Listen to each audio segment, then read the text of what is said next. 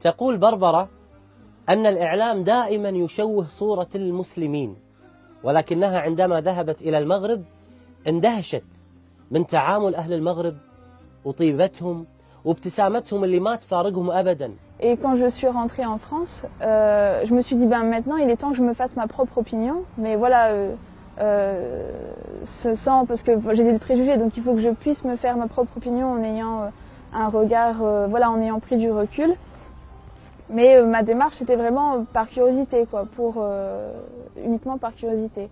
Et donc quand j'ai commencé à lire le Coran, à étudier, donc je me suis dit vraiment il faut que je le lise. Et j'ai commencé à réécrire les versets en français. Et je me suis dit, il faut vraiment que je prenne du recul et que je le lise pas avec mes préjugés, mais vraiment avec en essayant d'avoir un œil nouveau. Donc, et ça pendant 6 mois. Et لم تكن 6 أشهر سهلة بالنسبة لبربرة، فقد قرأت ترجمة القرآن بشكل عميق ودقيق، وبحثت عن الشبهات والرد عليها، واكتشفت الجانب الآخر من شخصيتها. إنها بربرة المؤمنة بخالقها. J'ai surtout lu le Coran en fait. Ça a été vraiment, j'ai vraiment essayé de lire et de comprendre. Et moi je viens d'une culture chrétienne, enfin catholique.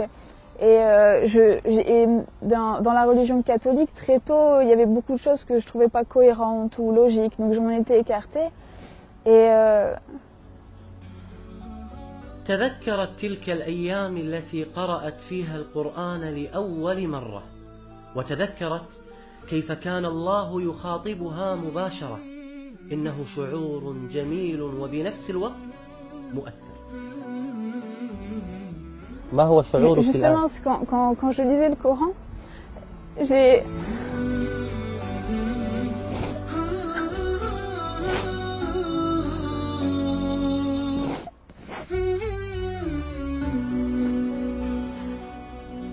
suis quelqu'un en général d'assez forte qui pleure très rarement, qui sait prendre les épreuves et voilà même prendre les autres avec moi pour les aider.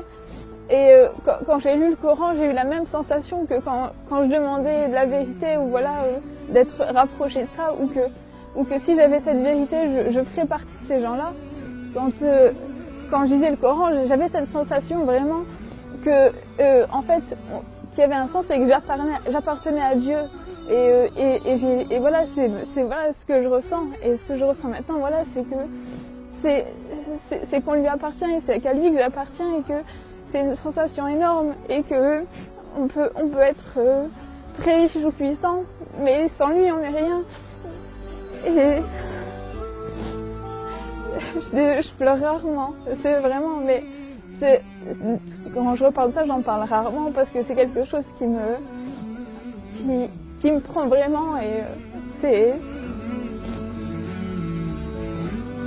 je sais que sans mon Seigneur, je suis rien, que j'ai pas, je sais pas à l'heure actuelle si j'étais pas devenue musulmane, il y aurait aucun sens dans ma vie, qu'il y aurait pas.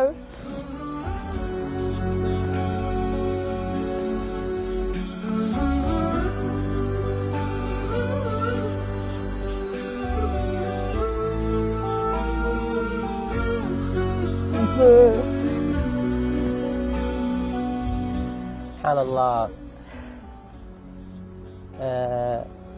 يعني أحيانا لما أجلس مع هؤلاء الذين دخلوا في الإسلام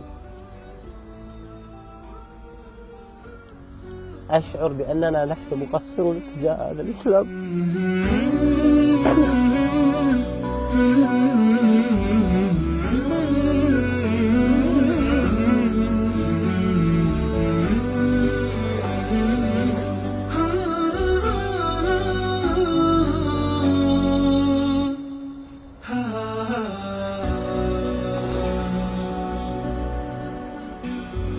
أقول ماذا قدمنا نحن للإسلام؟